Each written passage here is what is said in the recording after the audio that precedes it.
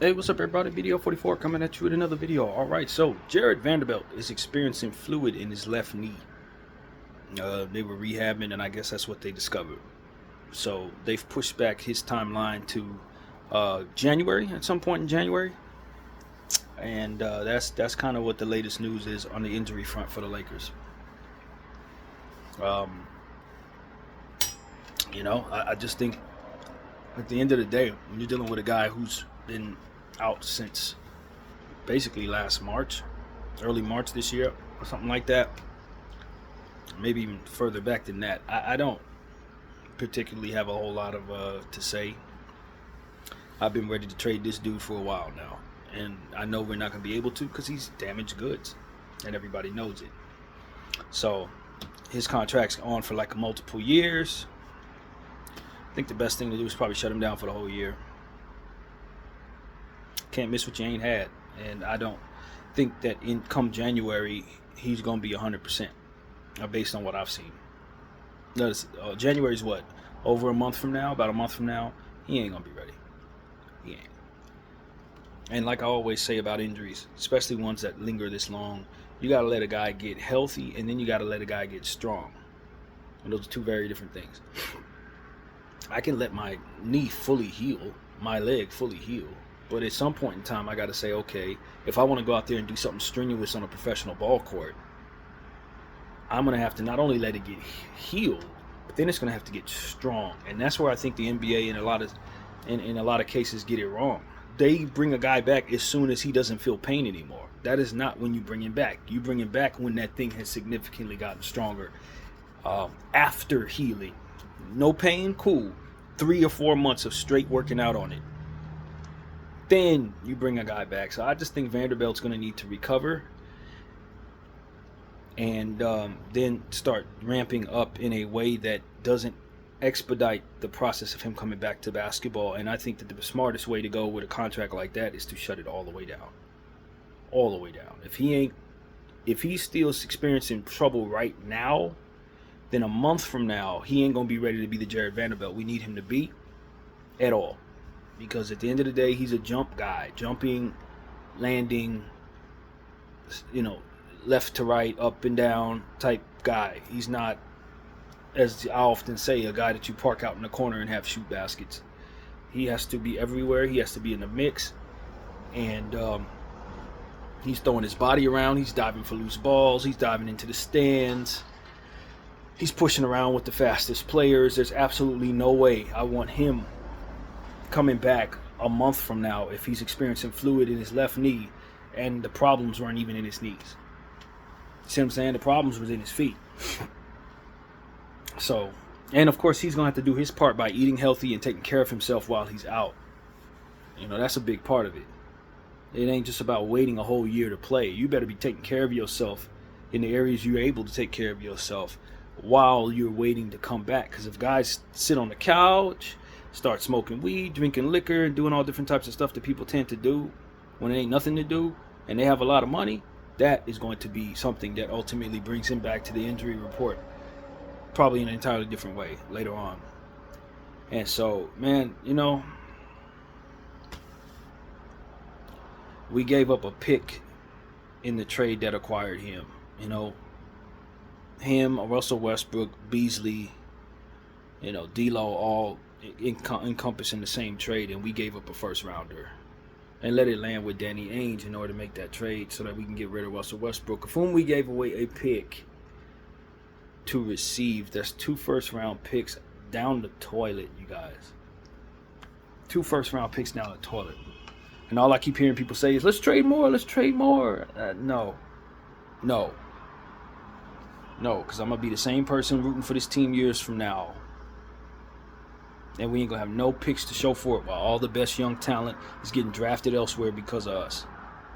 Like, that dude should have been a Laker. Look at him go on to be a Hall of Famer. He should have been a Laker, huh? No, stop that process now, please.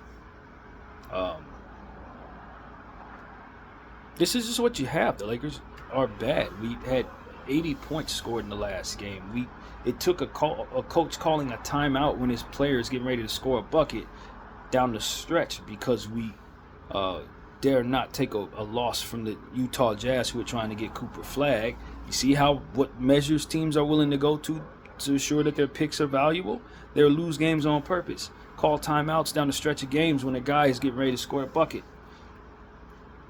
And you're telling me you want to give away your picks while teams are doing this to make their picks more valuable? Nah. Let's stop this. This Vanderbilt situation is a cautionary tale of what happens when you give away your picks and bring back talent that's supposed to be running on around. It can be like this. D'Lo Russell and all of his ways.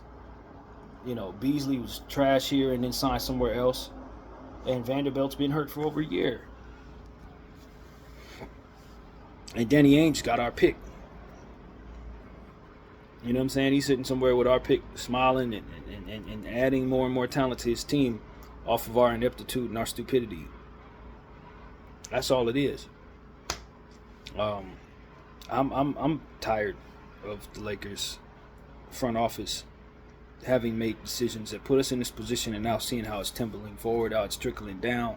We look awful right now. Team looks checked out. JJ Redick is now walking back statements about, the carryover from previous situations now being something that's affecting the team. As we told him after the Denver game, he was telling us, that's an aberration. We just didn't play well. I don't think it's old demons. No.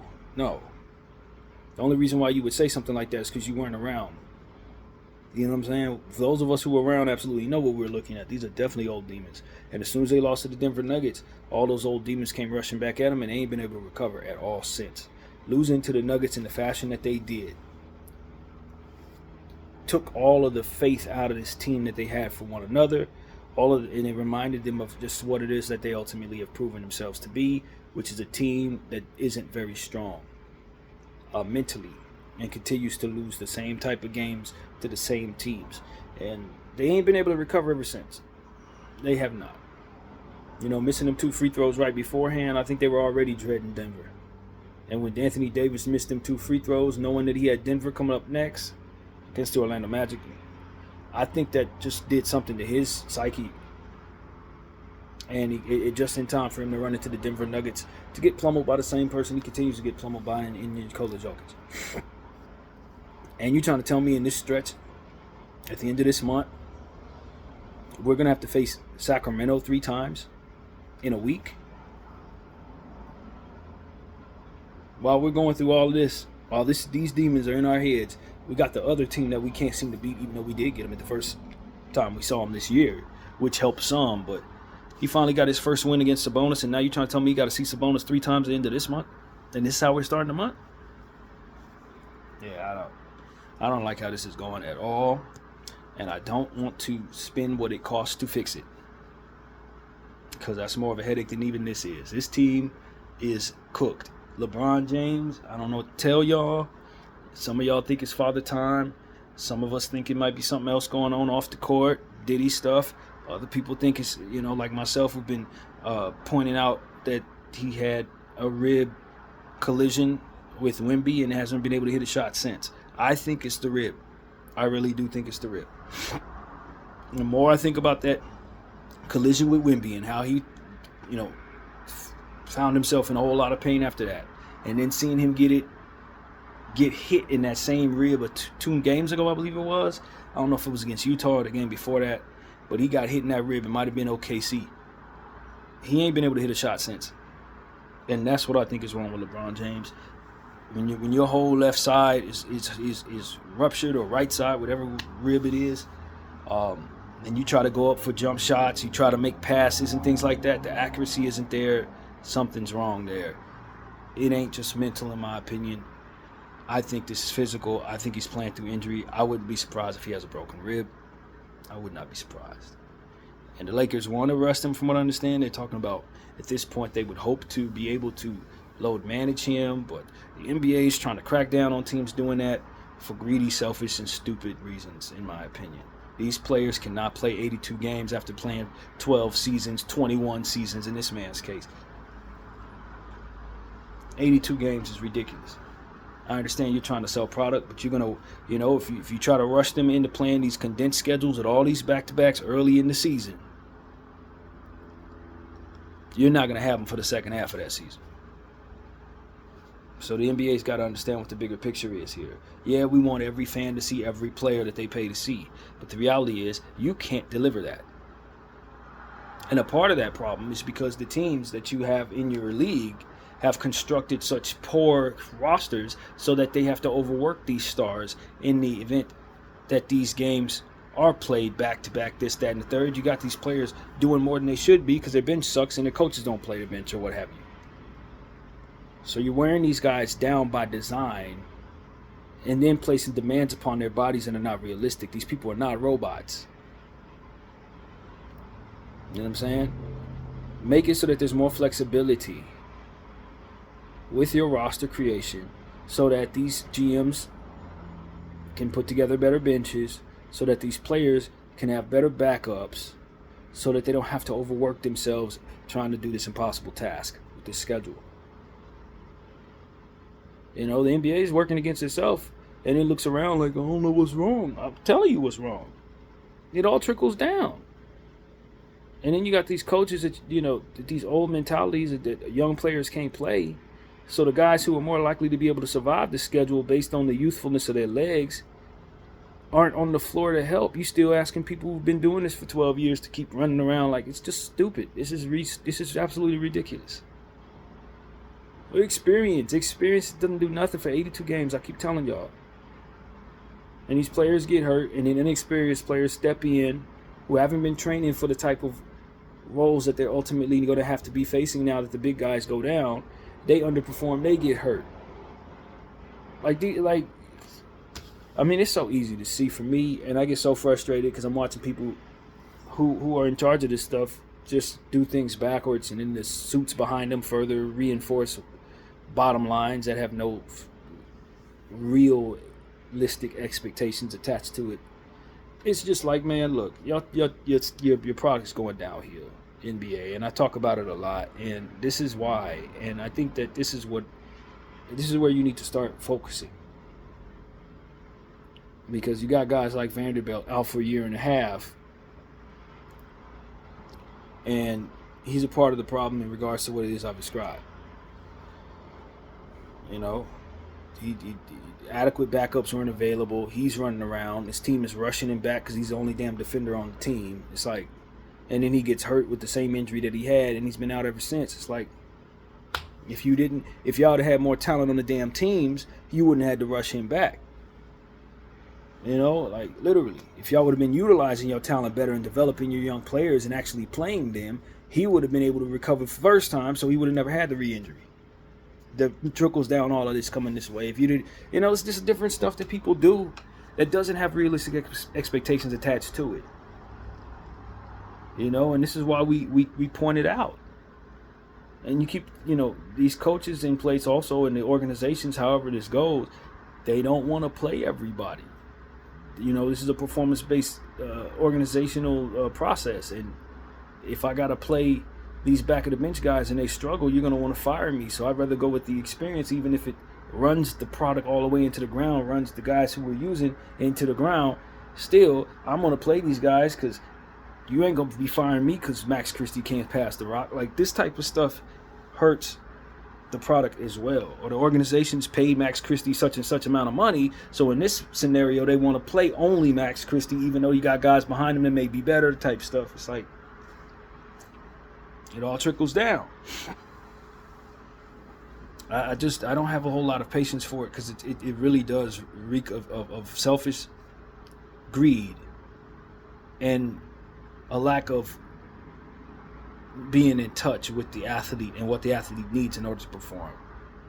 You got people who don't know the first thing about being an athlete, scheduling these games with, scenarios that are marketable in mind instead of the responsible way of handling scheduling 82 game schedules.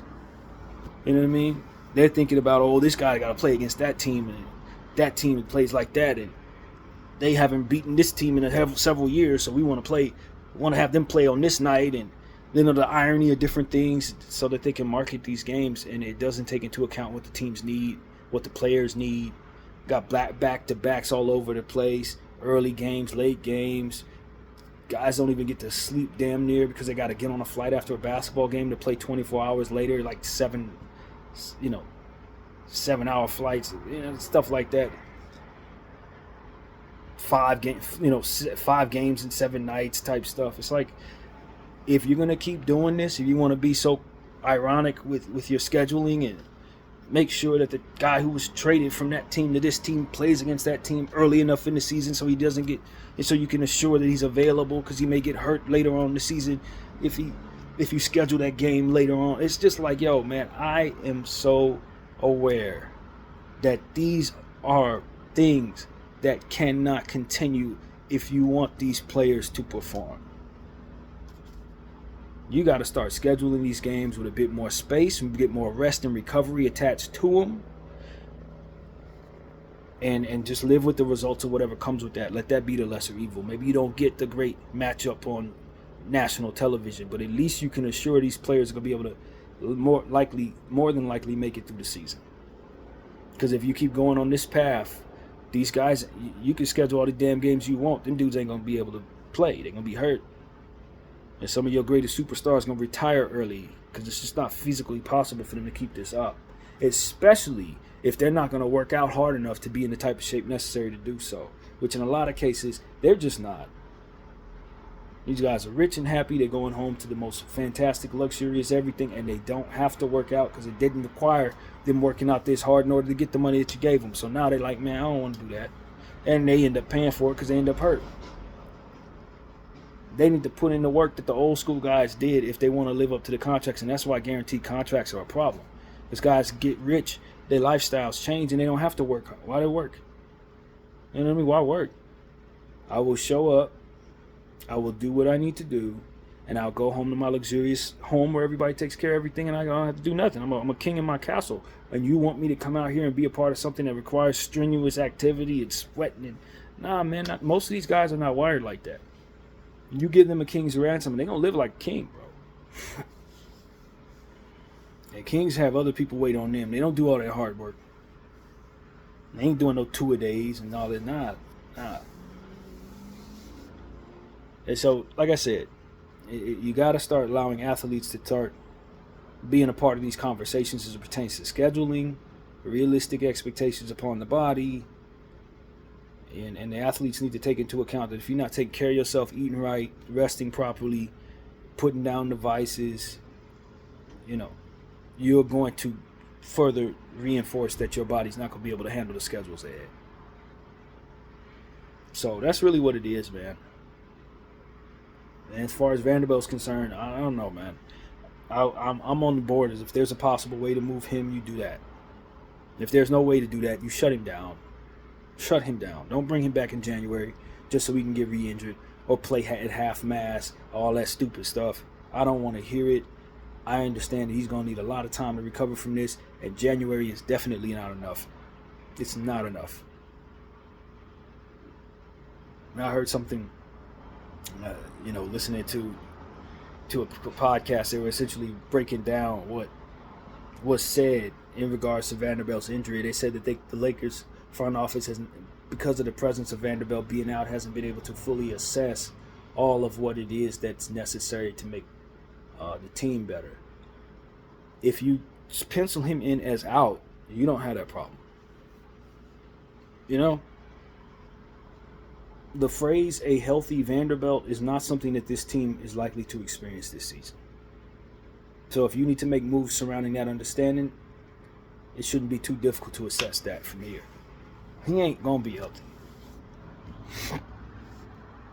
He's not going to be. So that's really one of the things. You shut him down, period. You bring him back at the start of next season at the end of October. He should be fine by October. You understand what I'm saying? That's literally it. If he takes care of his body and doesn't get fat, you know what I mean? If he doesn't literally sit on the couch and do nothing and eat burgers, his foot and his knees should be fully healed by October. And because he's not old, you should still be able to see some game from him from there. But if y'all keep bringing him out there to be who it is that he is, and he doesn't allow himself to get strong, the injury prone nature of him is going to continue to tumble forward. It's going to keep getting bad, worse, and worse, and he's just going to end up a player that you can never play. So that's really what it is, man. I don't think his career is over. He's still young enough to get back out there and continue his career. But what he does next in regards to how he takes care of himself and how much time he allows himself to rest, in my opinion, will determine how well his career can go from here. Because if he stays on this path, keep on doing what these Lakers want him to do, coming back too early, believe me, his career is going to go down the toilet. I'm just being honest. So, all my Laker talking heads, all my Laker fans, stop dreaming of Vanderbilt coming back this year. If we're doing what we're supposed to do, he won't. It's that simple. If we're doing what we're supposed to do, you will not see him play in the 2024-2025 season. BDL 44, I thank you all for watching. I'm out.